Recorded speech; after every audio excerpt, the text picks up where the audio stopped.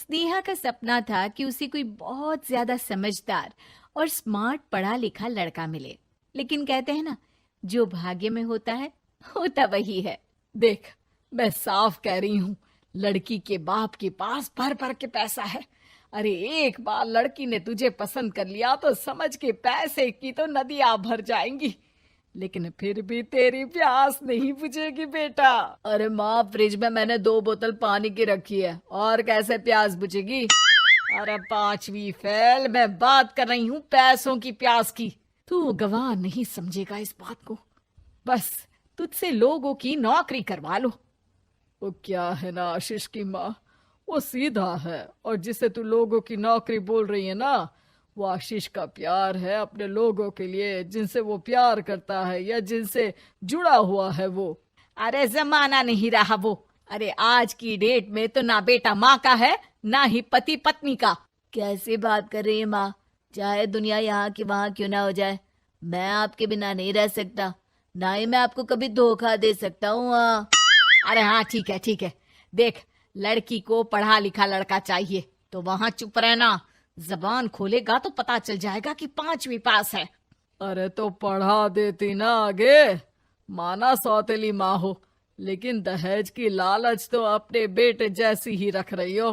पापा ऐसा मत बोलिए ना माँ को, वो मेरी माँ है, मैं उनसे बहुत प्यार करता हूँ। अच्छा अच्छा बेटा, कुछ नहीं कहता, बस तैयार हो जा, चलते हैं और देखते हैं कि कौन है लड़की और क्या चाहती है। सभी मिलकर लड़की देखने जाते हैं, जहाँ स्नेहा आशीष को देखकर ही इम्प्रेस हो जाती है। वाह, कितना हैंडसम है। काश इससे मेरी शादी हो जाती, लेकिन पता नहीं कितना पढ़ा लिखा है। स्नेहा, लड़का बहुत अच्छा है, बेचारी की माँ दूसरी है, लेकिन देख रही है ना, हीरा भी इतना चमकीला नहीं होगा जितना कि ये। स्नेहा को समझ नहीं आता कि वो क्या करे। वो आशीष से मिलती है, उसकी सादगी, उसकी बातें उसे भा जाती है। मैंने नहीं सोचा था कि इतना पढ़ा लिखा लड़का मुझे मिलेगा। मैं शादी करने के लिए तैयार हूँ। और फिर स्नेहा और आशीष की शादी हो जाती है। शादी के बाद सासू माँ कहती है, अरे बेटा, वो तेरे जेवर मुझे दे दे, मैं संभाल कर रख दूंगी। स्नेहा, जो कि खुद भी एक समझदार लड़की थी, नहीं नहीं, मैं अपने जेवर नहीं दूंगी। उसके लिए तो मैंने पहले ही लॉकर खुलवा लिया था माँ जी। ये मेरी कुछ आर्टिफिशियल ज्वेलरी है, इसे रख लीजिए। वैसे मेरी अलमारी में जगह नहीं है ना। सास बेचारी नई नई बहू से क्या उलझती। सुनिए जी, मैंने आपके लिए खाना और नाश्ता बना दिया है। ऑफिस कब जाना है? कौन से ऑफिस में? मैं तो घर का सारा काम करता हूँ। हाँ, क्या बात कर रहे हैं? इतना पढ़ लिख कर आप घर का काम क्यों करते हैं? कितना पढ़ लिख कर? मैंने तो सिर्फ 5वीं तक पढ़ाई की है। तभी वहाँ सास आ जाती है। अरे 5वीं तक भी पढ़ लिया तो समझो मेरी कृपा से, वरना तो जो इसके लक्षण थे ना, क्या बताना। अच्छा आशीष, जरा बाहर जा और भाग कर टूथपेस्ट लेकर आ। सुबह से मंजन नहीं किया। और हाँ, फिर जाकर दुकान की सफाई कर देना। तेरा छोटा भाई दुकान पर जाने को तैयार हो रहा है। स्नेहा ये सब सुनकर हैरान रह जाती है। वो सोचती है कि आखिर उससे क्या गलती हो गई जो उसके साथ ऐसा हुआ। आशीष स्नेहा के पास जाता है। सुनो, तुमको तो मैंने पहली मुलाकात में ही बताया था कि। स्नेहा आशीष की बात ही नहीं सुनना चाहती है। वो जोर से चिल्लाती है, चुप रहो बिल्कुल, गंवार कहीं के।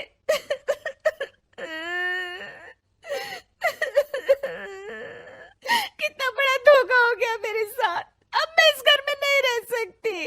प्लीज ऐसी बात मत करो, मेरी पत्नी हो तुम, जैसे बोलोगी मैं वैसा करूंगा। मैं कोशिश करूंगा बाहर जाकर कोई काम ढूंढ लूं, पर प्लीज मत जाओ। चुप रहो गंवार कहीं के, मैं तुम्हारे जैसी की बीवी हो ही नहीं सकती। आशीष स्नेहा को लाख समझाने की कोशिश करता है, लेकिन वो अपने मायके चली जाती है। माँ चलिए ना, स्नेहा को मना कर लेकर आते हैं। अरे जाओ, बनाने जाए मेरी जूती।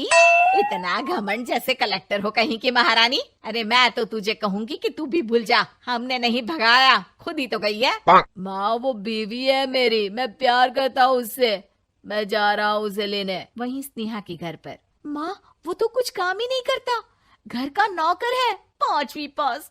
मैं नहीं रह सकती ऐसे आदमी के साथ माँ। बेटा वो लड़का बहुत अच्छा है, उसकी तारीफ मैंने हर किसी से सुनी है। तेरा पति है, अब तक एक गलत माँ के साथ रह रहा था, तू संवारेगी तो संवर जाएगा। तभी वहाँ आशीष आ जाता है। मुझे माफ कर दो स्नेहा, पर प्लीज मुझे छोड़कर मत जाओ। मेरी माँ के जाने के बाद मुझे तुम्ही से सारी उम्मीद है। तुम जैसा कहोगी मैं करूँगा, पर प्लीज मेरे साथ रहो। सबके समझाने बुझाने के बाद स्नेहा आशीष के साथ घर आ जाती है। आ गई महारानी, अब आई हो और सच्चाई भी पता चल गई है, तो थोड़ा तमीज से पति के साथ घर देख, रसोई संभाल और हम सबकी सेवा कर। देखो, मैं अब इस घर में बंटवारा चाहती हूँ। जो मेरे पति का हिस्सा है वो उसे मिले और वो आज से कोई काम नहीं करेंगे। हिस्सा ले लो, लेकिन कमाओगे क्या, खाओगे क्या, धूल मिट्टी। अरे तेरा पति किसी काम का नहीं है, वो तो मेरा बेटा कमा रहा है तो 2 रोटी मिल जाती है इसे। तभी वहाँ स्नेहा के ससुर आ जाते हैं। मैंने एक बंद फैक्ट्री को पहले ही आशीष के नाम कर दिया है और घर के 2 तल्ले में 1 तल्ला ले लो। मैं तो आशीष के पास रहूंगा, वकील थोड़ी देर में आता ही होगा। अरे जाओ जाओ, 2 दिन में भूख से तड़प कर सब वापस आ जाओगे। बढ़िया आई बहू बेटे वाली। फिर क्या था, स्नेहा आशीष के साथ मिलकर बंद फैक्ट्री को खोलती है और मन लगाकर काम करती है।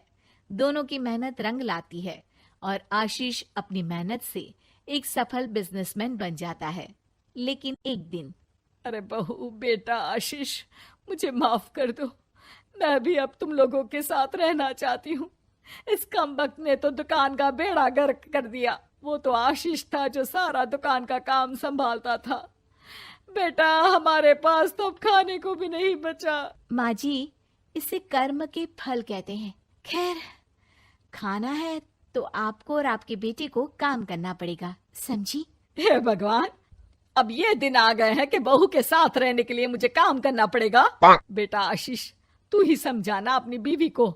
पता है ना मैंने तुझे कितने प्यार से पाला है। हाँ माँ, वो तो ऐसे ही बोल रही है आपको। अरे घर में कामकाज के लिए बहुत सारे नौकर चाकर है, आप आराम से रहिए माँ। स्नेहा आशीष का अच्छा और सरल सच्चा व्यवहार देखकर मन ही मन सोचती है, मेरा पति गवार ही सही, लेकिन दुनिया का सबसे अच्छा इंसान है।